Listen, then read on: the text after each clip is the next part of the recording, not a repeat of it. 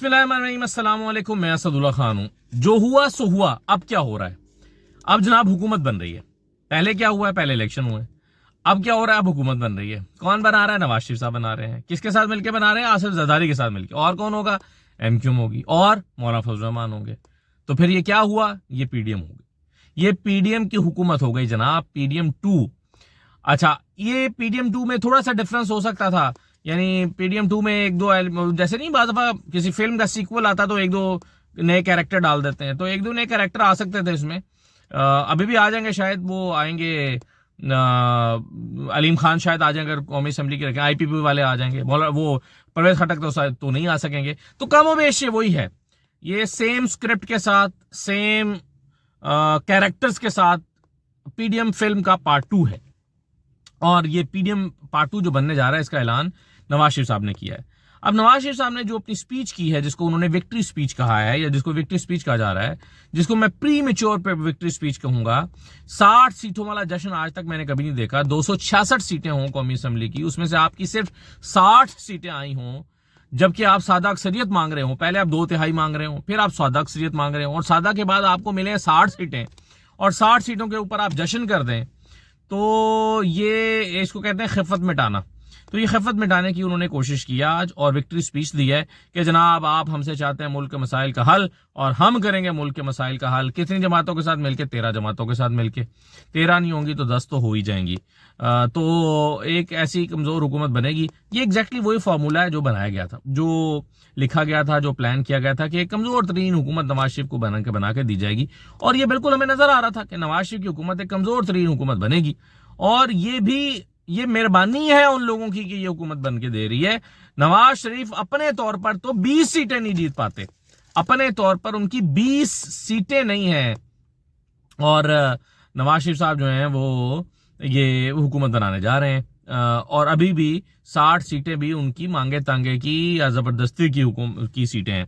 आज जो victory speech किया था उसको पहले एनालाइज कर लेते हैं। देखिए, उसमें उन्होंने कहा कि मैं आपकी आंखों में खुशी की लहर देख रहा हूं। कौन सी खुशी जनाब? 60 सीटें हैं। आपकी आंखें कह रही हैं कि पाकिस्तान को संवार दो। अल्लाह के फजल से इंतखाबात में पाकिस्तान सबसे बड़ी जमात बन के उभरी है। अच्छा, ये बात उन्होंने क्यों की है? देखिए, पहली बात तो ये वो कह रहे हैं कि आपकी आंखें कह रही हैं कि पाकिस्तान को संवार दो। भाई, पाकिस्तान को संवार देने का मैंडेट अवाम ने किसी और को दिया। आपने उनका मैंडेट रिजेक्ट करके खुद को लार्जेस्ट पार्टी डिक्लेयर कर लिया। क्यों लार्जेस्ट पार्टी आपने डिक्लेयर किया? इसलिए आपने लार्जेस्ट पार्टी डिक्लेयर किया क्योंकि आप ये समझते हैं कि वो जी इंडिपेंडेंट है, वो तो आजाद उम्मीदवार है। हालांकि जो वोट मिला है वो आजाद उम्मीदवारों को नहीं मिला। वोट मिला है तहरीक इंसाफ को। ये तहरीक इंसाफ का मैंडेट था, वरना तैमूर मलिक को कौन जानता था, जिसको लोगों ने यूसुफ रजा गिलानी के से ज्यादा वोट दिए। वो लगता बात है कि वोट कम हो गए, वरना ये खंबे जो जीते हैं इनको कौन जानता है? ये पीटीआई के नजरिए का वोट है। और ऐसे यानी मैं हैरान हूं कि अगर जो रिजल्ट चेंज हुए हैं वो चेंज ना होते तो पीछे नून लीग के पास बचता क्या है? आता क्या है इनके पास? एहसान इकबाल की सीट आएगी एक अपने जोर पे, या और 2-3 सीटें उनके अपने जोर पे जो आएंगी, जिसके बारे में हमने कहा था कि ये जीत सकते हैं। तो उन्होंने कहा कि अल्लाह के फजल से इंतखाबात में पाकिस्तान की सबसे बड़ी जमात हम बन के उभरे हैं। तो ये तो वैसे फैक्चुअली गलत हो गया। सबसे बड़ी जमात वो है जिसको से जमात का निशान ले लिया गया है। एक्चुअली तो वही है, मैंडेट उनका है, मैंडेट उनको दिया गया है। लेकिन चूंकि अब आप उनको पार्टी नहीं कहते, आप उनको पार्टी नहीं कहना चाहते, तो अब आप कह रहे हैं वो तो सारे आजाद हैं, पार्टी तो हम है। तो सबसे बड़ी कितनी हुई है? कोई 150-200 हो गई है। मरियम नवाज क्या कह रही थी कल? मरियम ने कहा कि ये जो सारा तूफान रात मचाया था, ये सूटेड बूटेड एंकर्स ने मचाया था स्टूडियो में बैठ के। हालांकि ये नहीं था। और भाई, अगर ये नहीं था तो आपने कौन सा 150-200 सीटें जीत ली हैं? 60 ही सीटें आई हैं ना आपकी।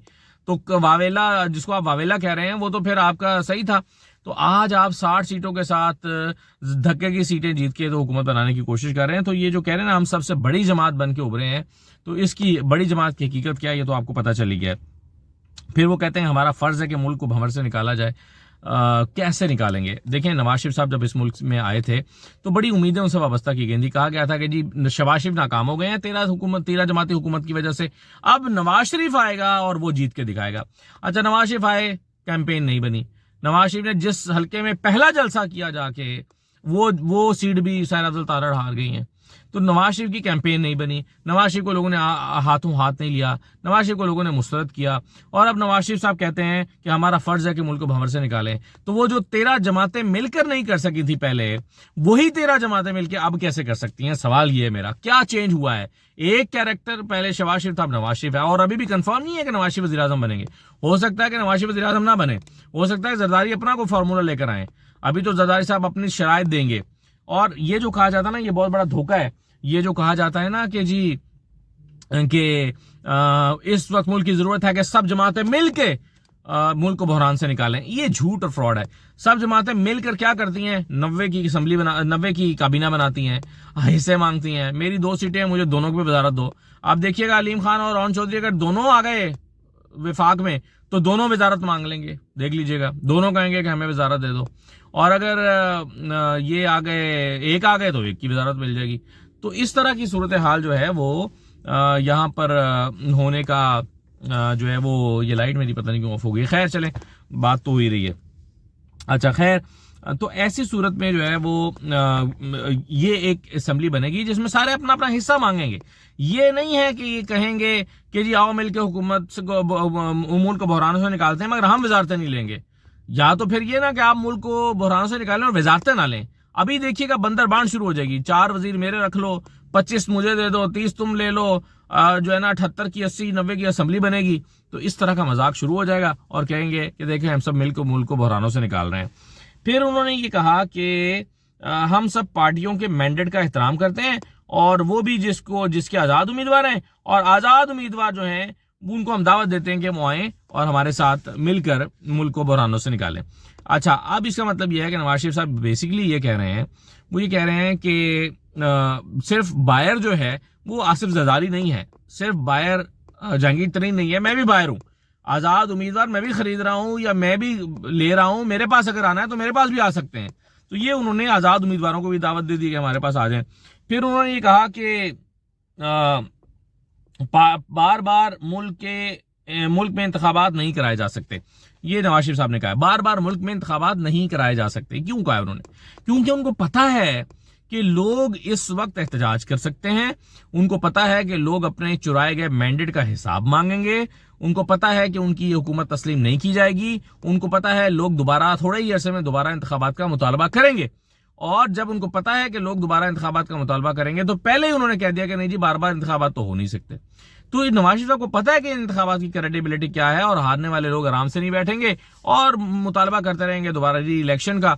और जब वो मुतालबा करेंगे तो फिर हम कहेंगे नहीं जनाब मुल्क को मुतहम्मिल ही नहीं हो सकता दोबारा इलेक्शन का, बार बार तो इलेक्शन नहीं हो सकते।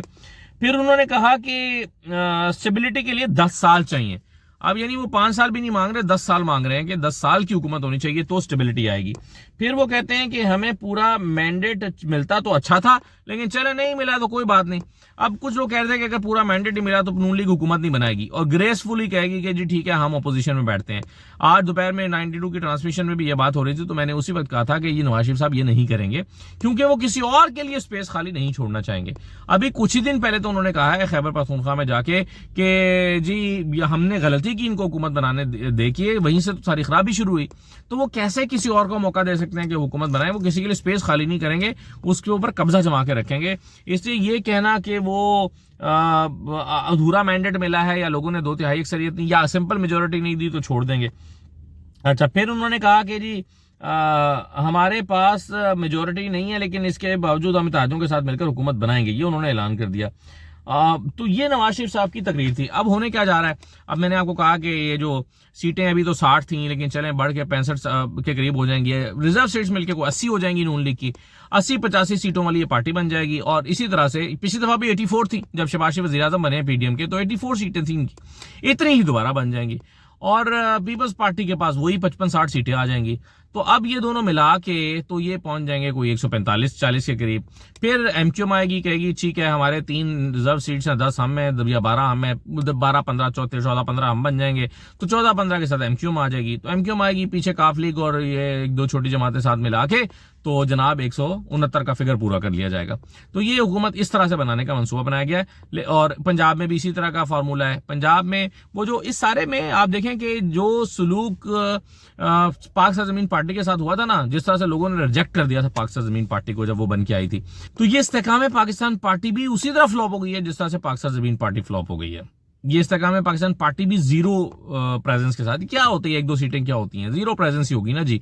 तो वो जो सोच रहे थे अलीम खान के हम अगर हमें 5-7 सीटें मिल गई, आज़ाद उम्मीदवारों को मिला के हम 30-40 के स्ट्रेंथ बना लेंगे और हमारे बगैर हुकूमत नहीं बन सकेगी, फिर हम हुकूमत में कहेंगे कि जी ठीक है, अलीम खान कहेंगे मुझे वज़ीर आला बनाओ तो मैं तुम्हारी हुकूमत बना देता हूँ, 80% वज़ारत तुम ले लो, मुझे वज़ीर आला बना दो।